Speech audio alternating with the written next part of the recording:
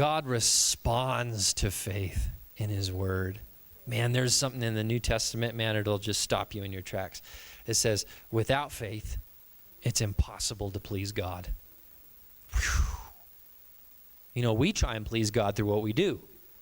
We try and please God with how righteous we are. We try and please God with how many times we show up at church. We try and please God through, you name it.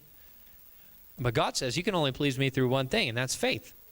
That's the only thing you can please me in. Without faith, it's impossible to please God. Now, faith moves into action. James talks about that, right? But it's not the action, it's the faith that moves the action. That's what honors God. And God responds to that faith.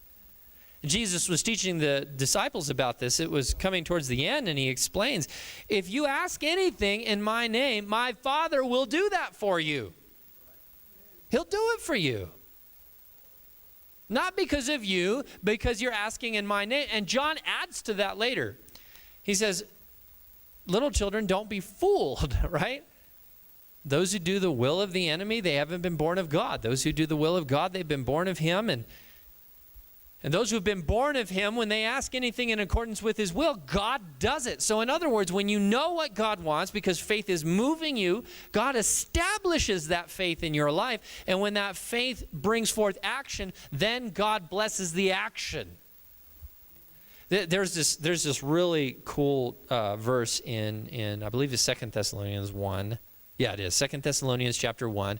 And where Paul blesses the church, he says, listen, church, I want God to establish every work of faith. Everything that you do by faith, I'm praying that God will establish it with his power. Oh, come on. That's in there. Go fact check me. 2 Thessalonians chapter 1. Can you imagine? This is why I got to stir you up. What would happen if your faith started getting established in God's promises, and God did what he did in the Thessalonian church, because he's the same yesterday, today, and forever, and every one of your actions by faith, God moved in with power. That's the church.